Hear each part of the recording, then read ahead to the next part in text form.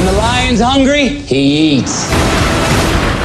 The Guy Ritchie's masterpiece, The Gentleman, will keep you on the edge of your seat until the last second, guaranteed. I'm so excited to have this criminal thriller for the English lesson today, because it's witty, it's masterfully shot, has a unique style, keeps you focused, has an amazing cast that delivers 10 out of 10.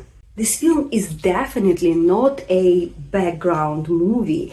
It tells the story piece by piece like puzzles. It keeps you guessing how those pieces can be connected and why some occasional information that seems not important at first is actually relevant. The Gentleman is best for watching having a company. Believe me, you'll have plenty to ask about, laugh about, guess about, and be surprised about. This film is perfect for training your listening skills. You can hear American accent, Cockney London accent, Geordie North England accent, and Irish accent. The dialects are clever written, full of British humor, and so witty that sometimes you have to read between the lines to understand the meaning fully. But it's hard to do so if you're an English learner, especially if your level is not yet advanced. Today we are going to learn mostly advanced vocabulary, and I prepared for you the flashcards.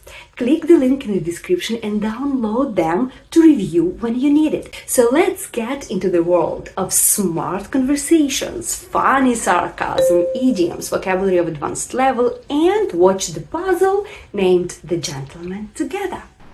Give me 10 minutes, right? Boss?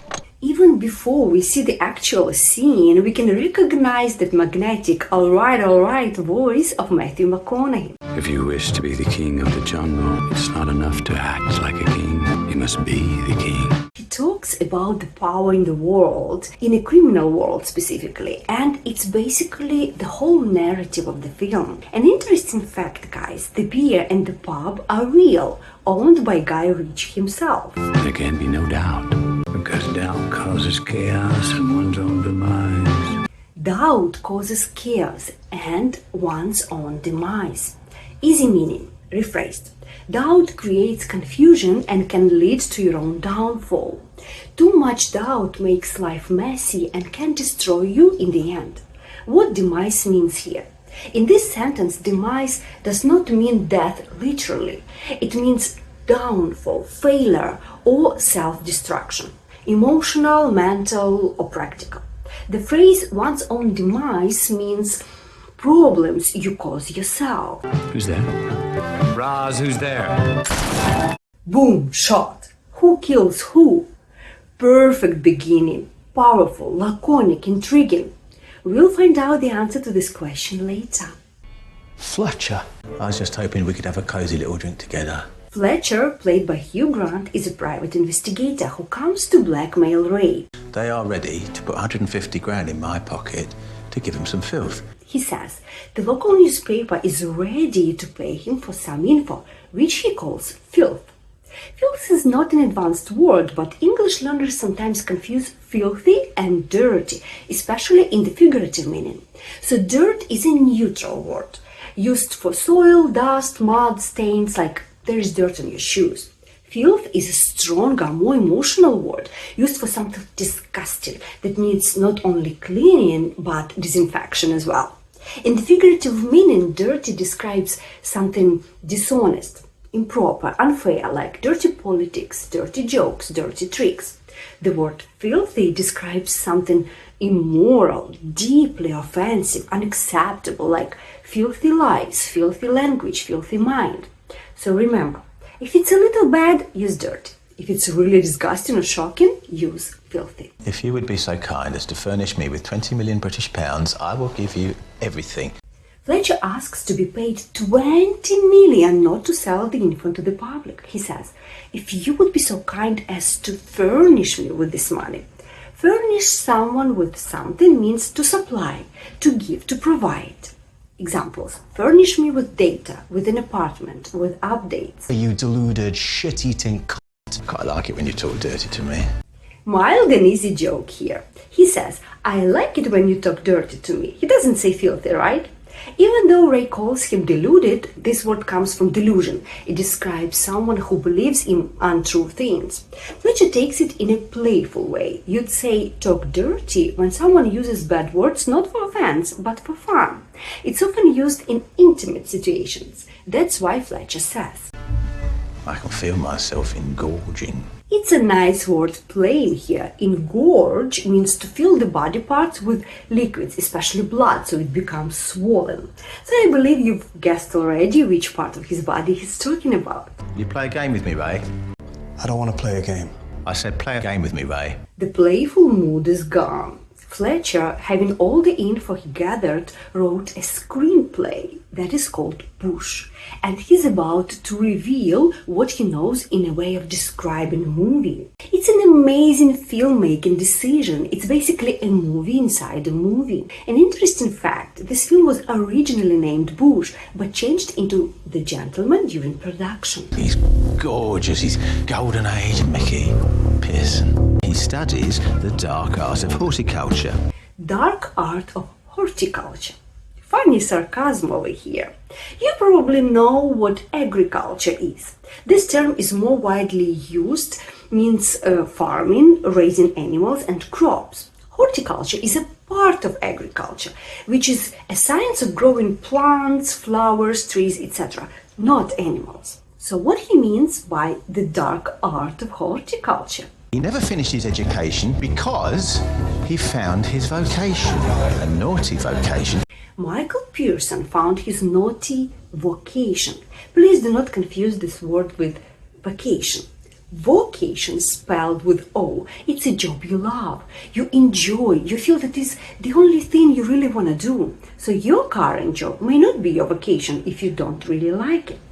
We can call things we love to do a hobby, but a hobby doesn't bring you income. But it can turn into a vocation if you start making money out of it. He starts dealing the dirty wonderweed to his rich British uni pals. He knew how to take advantage of his advantage. Michael started selling weed to his uni pals, meaning university friends, mates. So he knew how to take advantage of his advantage. Great witty expression, meaning he knows how to use his knowledge of growing weed, which gives him more chances for success. That's the meaning of advantage, and make profit of it. So take advantage is to make good use of the opportunities. An example when you can use this amazing line. Let's say you're a great barista with many years of experience. There is a coffee training position with a high salary. So you can say, I'd like to take advantage of my advantage, offer my knowledge and skills to get the position. He had to do some naughty things to establish his position, to show he wasn't just teeth, tits and tan. In the criminal world, the power means everything. So Michael had to make a name for himself and show he wasn't just teeth, tits and tan. It's a slang expression. In the beginning of the story, Fletcher calls Michael gorgeous. It's Matthew McConaughey, guys, of course he's gorgeous. But this expression describes someone who focuses on his looks but not on his mind and soul. It's an offensive expression, often used critically or sarcastically. He has reached a crossroads in his life. He wants to cash in his chips and get out of the game. So Michael earned his position in a criminal world, but now he wants to cash in his chips. It's a phrase that became an idiom. If you cash in your chips, you sell something, such as your investments, in order to raise money. In this expression, chips are the colored tokens which are used to represent money in casinos. In a casino, if you cash in your chips, you exchange them for money at the end of gambling session. So that's where this expression comes from. And he seems to have found the perfect customer. Smash cut, please. A smash cut, please. A tiny detail that makes a story engaging. So we remember Fletcher is telling his story like a movie. The director uses filmmaking vocabulary to show us, the audience, where one scene abruptly cuts to another for aesthetic, comedic or emotional purpose. It's called a smash cut. Run the numbers by me again. Bottom line is, I'll sell it to you for 400 million. Run the numbers by me. A2 or B1 level English learners would say, show me the numbers. Let's look at the numbers. But to sound advanced, use run, which means to check, to go through step by step. For example, run a test, run a program. Run the numbers is a common informal business expression that means show me the figures and explain them so I can check them. Michael says the bottom line is, I'll sell it to you for this amount. The bottom line is an expression used in finance, like in the film, and means the total amount. It can be profit, can be loss, or the final offer.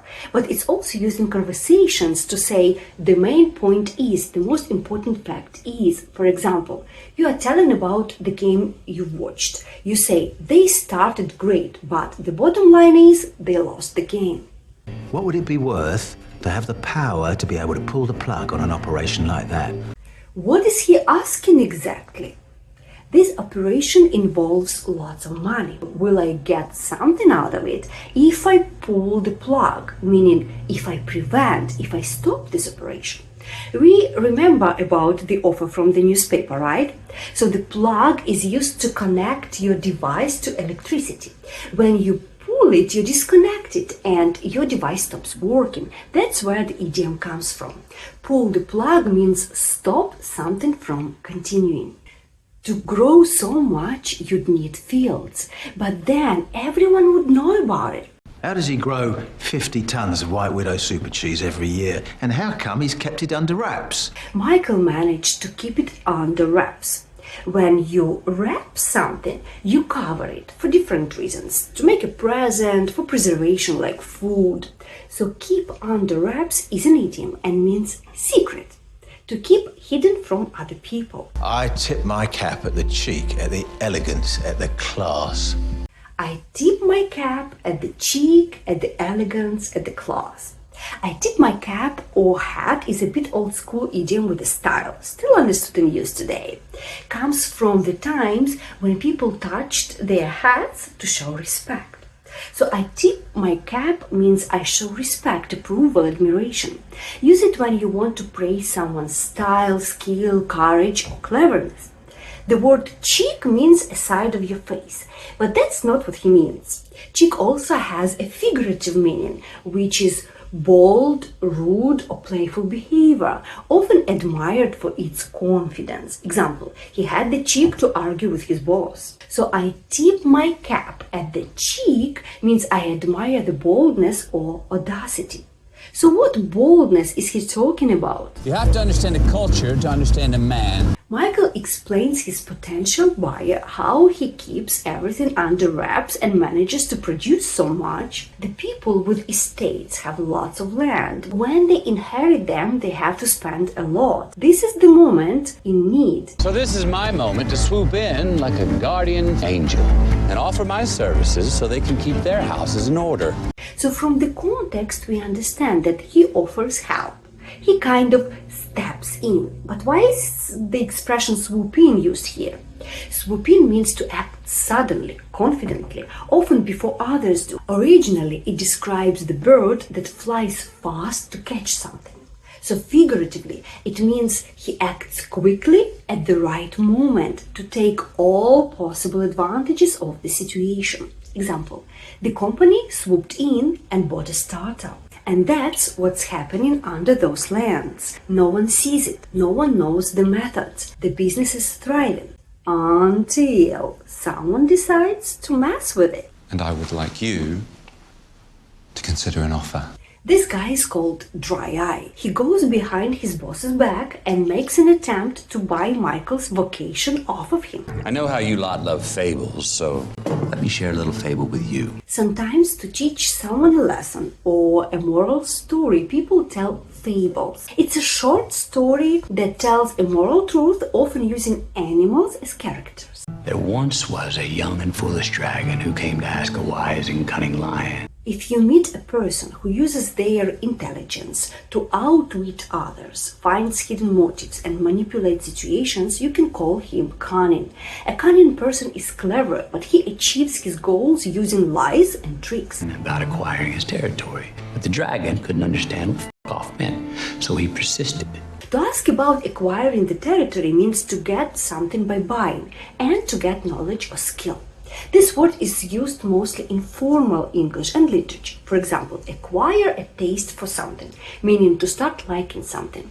In everyday English, people usually say get rather than acquire. So the lion took the little dragon for a walk and put 5 bullets in his little dragon head. Now, allegedly, there's a message in there. Allegedly, there is a message in there. It sounds funny. It's great, smart, sarcastic humor because the word allegedly is used when something bad happens, like a crime, but there is no proof to confirm. Example, the money was allegedly stolen. It's an unproven fact, but the message in the fable is obvious. By saying allegedly, Michael implies, I know it obviously has a message, but I'll pretend I'm not sure. Right after that, a group of young boys sneaked onto Michael's secret farm, the one no one knew about, beat the workers, made a music video there, and posted it online. We've landed a load of sticky bush. Walk away. Those boys happen to be the students of the local coach who teaches kids how to fight. Doesn't feel like a coincidence, does it? It isn't. There's fucking afoot. This is Michael's wife, and she is right. There is no coincidence there.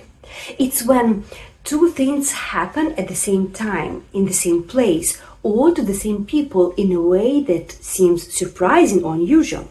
And because it's surprising or unusual, people usually say a strange coincidence, remarkable, lucky, unfortunate coincidence. Example, you've got your vacation confirmed in June.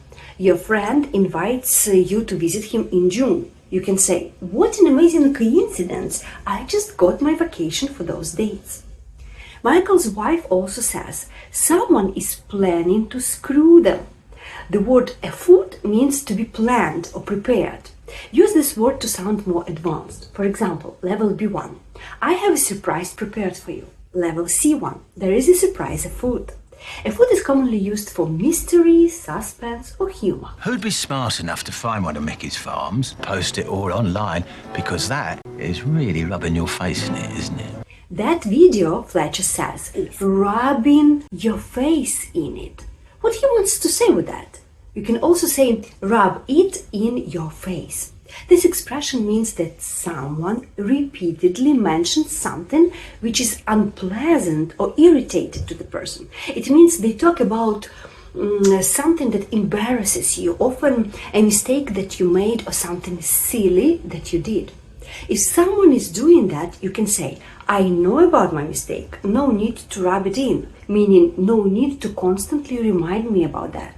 In order to relocate his farm, Michael has to find new land, meaning new aristocrats. And he did, but they asked for a favor to find their missing daughter. I did some due diligence. I know where she is, and I don't like it. I did some due diligence, and I don't like it. What did he do? It's an advanced expression that means being careful and checking everything important before you decide to act, especially in business or legal situations. In simple words, don't rush, check the facts first. Examples. Buying a house, you check the price, documents, problems with the building. That is due diligence. Starting a job, you check the company, the contract, salary and hours. That is due diligence.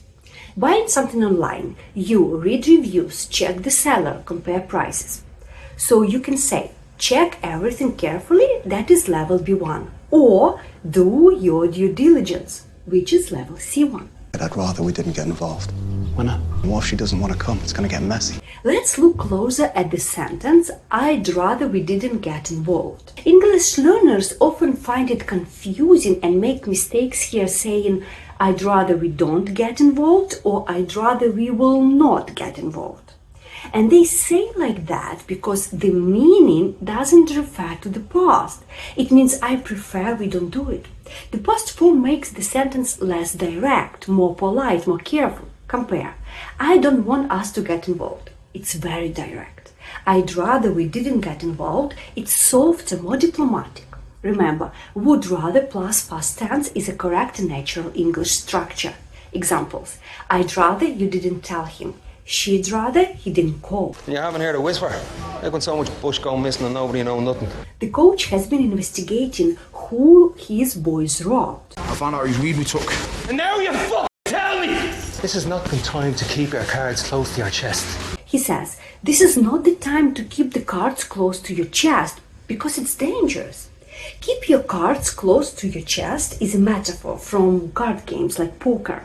It means to be secretive, cautious, and not reveal your plans, intentions, or information to others. To keep your intended actions secret. Examples.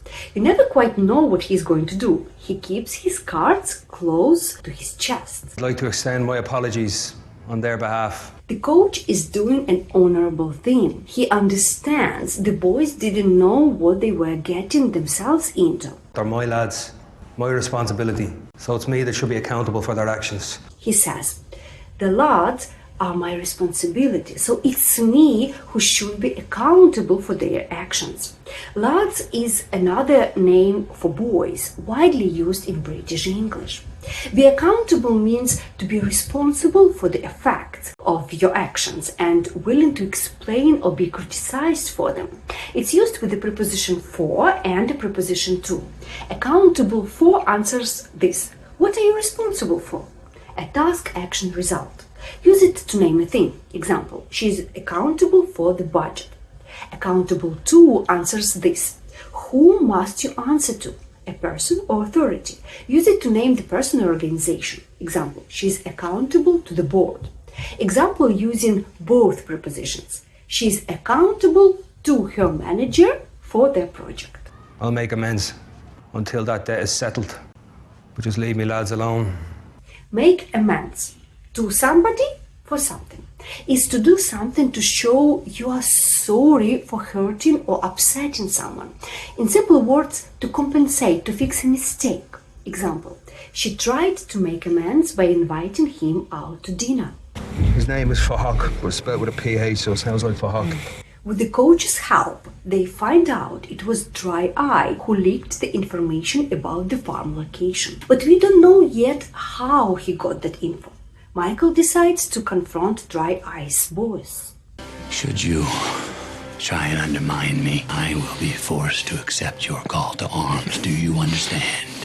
Undermine is also an advanced word. It means to make someone less confident, less powerful, or less likely to succeed. Or to make something weaker, often gradually. Example, criticism undermines the confidence. You can also say undermine somebody's authority, position, credibility, etc. I will accept your call to arms, meaning accept the demand to fight against you. Example, his words were a clear call to arms. So he said something that makes you take action against him. Now, when we understand the full sentence, let's look at its structure. Should you try and undermine me, or should you attempt to threaten my position again? As we practice advanced English today, this is an advanced form of the first conditional that usually starts with if. So we can rephrase and say, if you undermine me, I will accept your call to arms. Advanced conditional is also commonly used in different situations. Number 1, as a warning, should there be any problems, please contact support. Number 2, polite and professional. Should you have any questions, feel free to contact me. Number 3, negative form. Should he not arrive on time, we will begin without him. So remember the pattern. Should instead of if, and follow the rules the modal verbs require. Should plus subject plus base verb and main clause. Obviously, George, the boss, didn't like Dry Eye's actions, but Dry Eye didn't want to give up. Give me 10 minutes, right? Boss? And now we've come to the very beginning of the movie. Roz, who's there? What are you doing here, Dry Eye? Now we know who paid a visit to Michael's wife, but who tried to kill Michael remains unclear. We've almost solved the puzzle of how all those events are connected. You'll see the full picture after you watch the movie. The Gentleman was great success. Netflix even made a TV show with the same name, which is also worth watching. I tip my cap at the brilliance and style of Guy Ritchie. This film will definitely become a classic one day. Don't forget to like the video and write your comments. See you in the next lesson. I need an ending. What you need is a sequel.